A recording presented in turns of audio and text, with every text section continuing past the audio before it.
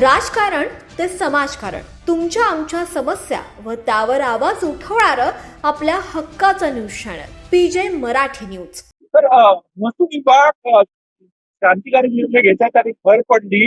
देवस्थानच्या जमिनीबाबत कायदा करताय, काय कायदा आहे आणि काय फायदा आहे? वर्षानुवर्ष देवस्थानची जमीन जी आहे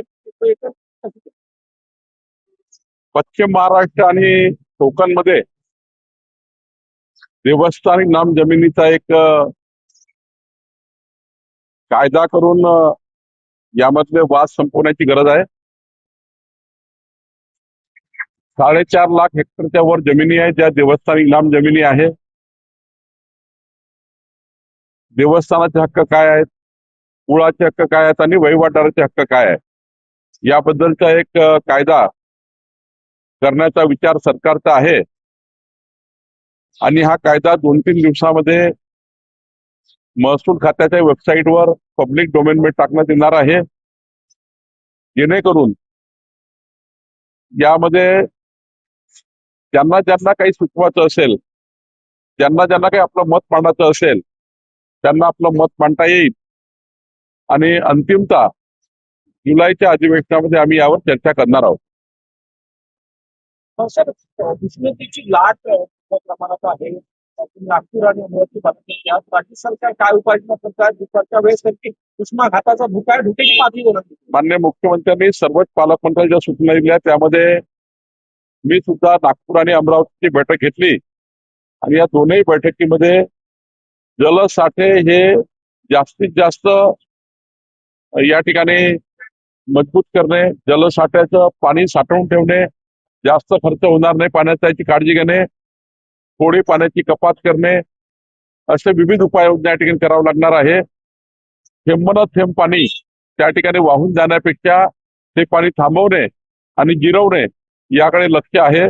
त्यामुळं शेतकरी आणि गावातील सर्व जनतेला माझी विनंती आहे, शहरातील जनतेला विनंती आहे की या ठिकाणी पाणी यावर्षी वाचून वापरायचं आहे. खूप या ठिकाणी काटकसर करावी लागणार आहे. याकरता सर्व नागरिकांनी काळजी घ्यावी अशी सूचना आम्ही यापूर्वीच केली आहे.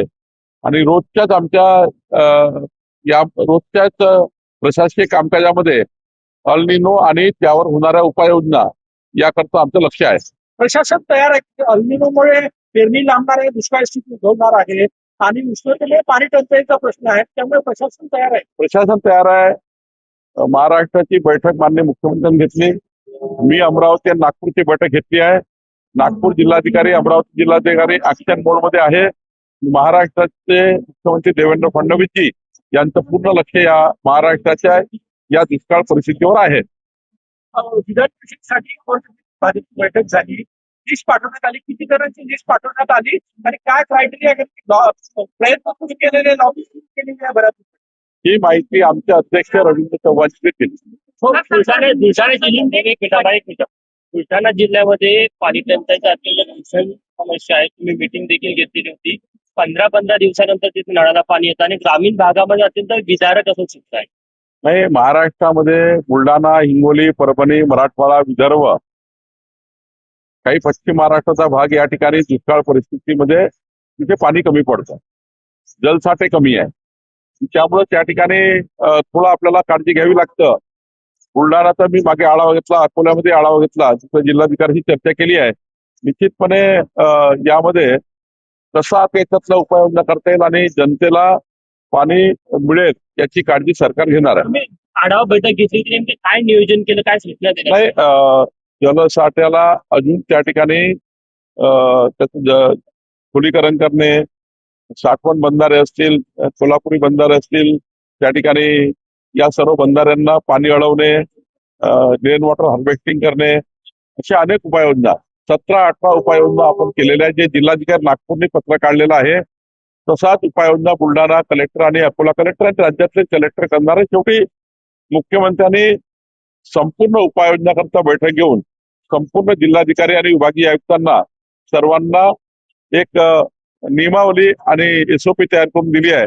त्यानुसार जिल्हाधिकारी काम करणार. पाणीपुरवठा योजनेचा निधी दिला पण काम पूर्ण झालेलं नाही. काही ठिकाणी अपुरा निधी आहे, त्यामुळे देखील काही निधीची त्या ठिकाणी जलजीवन मिशन मध्ये कमी होती.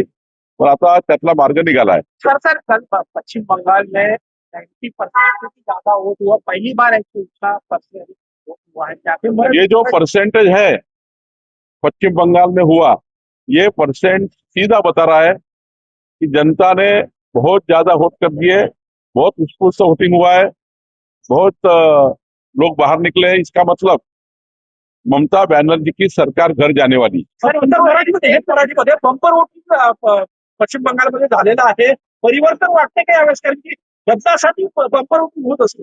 यस, ममता बॅनर्जींना त्या विरोधात प्रचंड मतदान झालं आहे आणि ममता बॅनर्जी घरी जाणार आहे हे पक्का झालं आहे. सर ये बताइए, इस वक्त जो वोटिंग ज्यादा हुआ तो हिंदुत्व एकजुट होकर बाहर निकला, ऐसा लगता है? देखिए, सभी लोग निर्णय जब करते हैं, सरकार जब इस प्रकार से मुगलशाही काम करती है, ममता बनर्जी की सरकार मुगलशाही रूप से काम कर रही थी, उसके खिलाफ ये जनाक्रोश है.